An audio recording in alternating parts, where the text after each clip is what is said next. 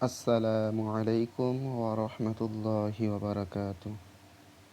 প্রিয় ভাই ও বোনেরা, নুরানি কায়দা শিক্ষা সিরিজের পঞ্চম ক্লাসে আপনাদের সকলকে স্বাগতম। আলহামদুলিল্লাহ, আমরা ধীরে ধীরে আরবি হরফ শিখে এগিয়ে যাচ্ছি। যারা আগের ক্লাসগুলো নিয়মিত দেখছেন, আল্লাহ রব্বুল আলামিন আপনাদের উত্তম প্রতিদান দান করুন, আমিন। মনে রাখবেন, প্রতিদিন কয়েক মিনিট অনুশীলন করলে খুব সহজেই কোরআন পড়া ও শেখা সম্ভব। আল্লাহ আমাদের প্রত্যেক দিন কয়েক মিনিট করে পড়ার এবং অনুশীলন করার তৌফিক দান করুক, আমিন। তাহলে দেরি না করে আমরা আজকের ক্লাস শুরু করব। শুরু করার আগে আমি প্রত্যেক দিনের ক্লাসের মতো আজকেও প্রথম থেকে একবার রিভিশন করব। সবাই একবার দেখে নেবেন। চলুন শুরু করা যাক।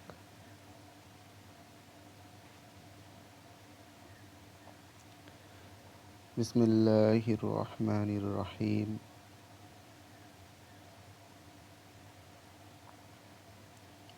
আলিফ, বা, তা, সা, জিম, হা, খ, দাল, জাল, র, জা, সিন, শিন, صاد ضاد। আমরা এই পর্যন্ত পড়েছিলাম। আজকে এরপর থেকে শুরু করব।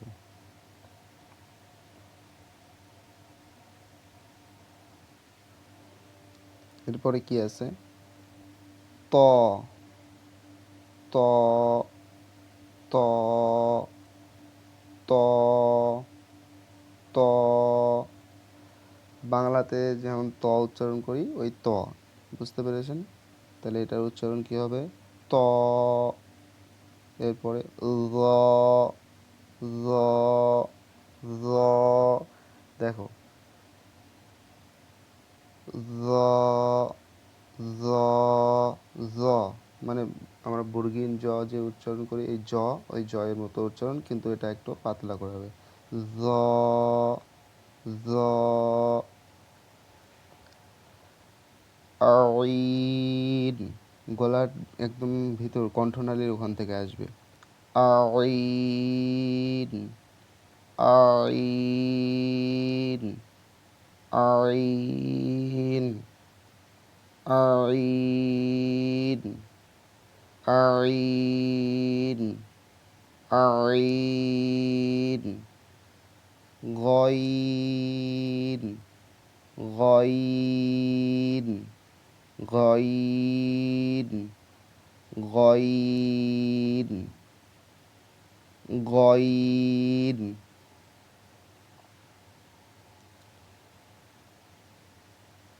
আরেকবার পড়ে নিও, আমার সাথে সাথে সবাই একবার রিভিশন করো। ত, ত, ত, জ, জ, জ, জ, আইন, আইন, আইন, গইন, গইন, গইন।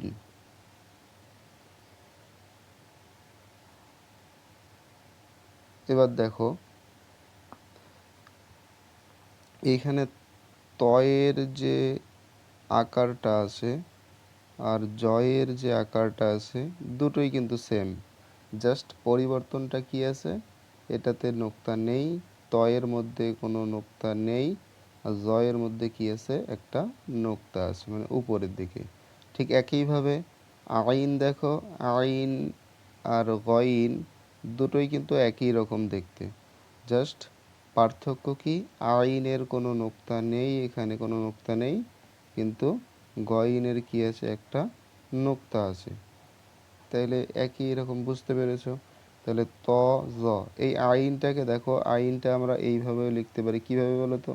এ দেখো, আইনটা এরকম করে, এই রকম ভাঁজ আছে, আমরা ভাঁজটা থেকে এইদিকে ঘুরিয়ে দেই, তাহলে আইন এইভাবে ভাঁজটা না দিয়ে যে এইভাবে দেই, তাহলে এটাও আইন হয়ে গেল। বুঝতে পেরেছো? যখনই উপরে একটা নোক্তা দিয়ে দেবো তখন কি হয়ে গেল? সেটা গইন হয়ে গেল। ক্লিয়ার? তাহলে দেখো, এগুলো যখন হরফের বিভিন্ন রকম মানে আকার হয়, তখন আকারের যখন পড়ব তখন আমি বলে দেব। ইজি, একদম মনে রাখা অত কঠিন না, শুধু একবার চিন্তা ভাবনা করে পড়লে সহজ হয়ে যাবে। আমি একদিন এটা নিয়ে একটা ক্লাসও বানিয়ে দেবো যে কোনটার আকার কীরকম কীরকম হতে পারে। ঠিক আছে? তো আজকে আমরা এবার নোক্তাগুলো পড়ে নেব প্রথম থেকে একবার। আশা করি আগের দিনের যে ক্লাসগুলোতে আমি নোক্তা মুখস্থ করতে বলেছিলাম সবাই মনে হয় মুখস্থ করে নিয়েছেন। তো এবার নোক্তাগুলো একবার সবাই দেখে নেব। তাহলে কি আছে দেখো, আলিফ খালি বায়ের নিচে এক নোক্তা। প্রথমে কি আছে? আলিফ খালি বায়ের নিচে এক নোক্তা, তায়ের উপর দুই নোক্তা, সায়ের উপর তিন নোক্তা, জিমের পেটে এক নোক্তা, হা খালি খয়ের উপর এক নোক্তা, দাল খালি জালের উপর এক নোক্তা, র খালি জায়ের উপর এক নোক্তা, সিন খালি শিনের উপর তিন নোক্তা, সদ খালি দদের উপর এক নোক্তা। তারপরে কি আছে? ত খালি জয়ের উপর এক নোক্তা, আইন খালি গইনের উপর এক নোক্তা। তো এইভাবে নোক্তাগুলোকে সবাই একবার মুখস্থ করবে না দেখে। যেমন সবাই একবার না দেখে সবাই বলার চেষ্টা করো, যারা যারা পড়েছো আগের ক্লাসগুলো, তাহলে পড়ো। কি কি বলতে হবে?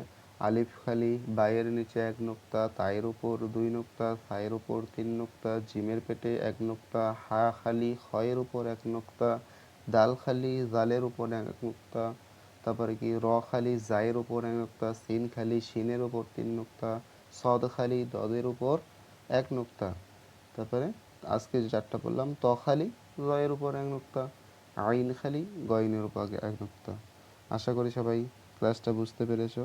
যারা এখনো পর্যন্ত ক্লাসটা নিজের পরিবার, বন্ধুবান্ধব এবং আত্মীয় স্বজনদের মধ্যে শেয়ার করনি, তারা অবশ্যই শেয়ার করে দেবেন, যাতে তারাও অ্যারাবিকটা শিখতে পারে খুব সহজভাবে এবং কোরআন শরীফ অতি সহজে তারা পড়তে পারে।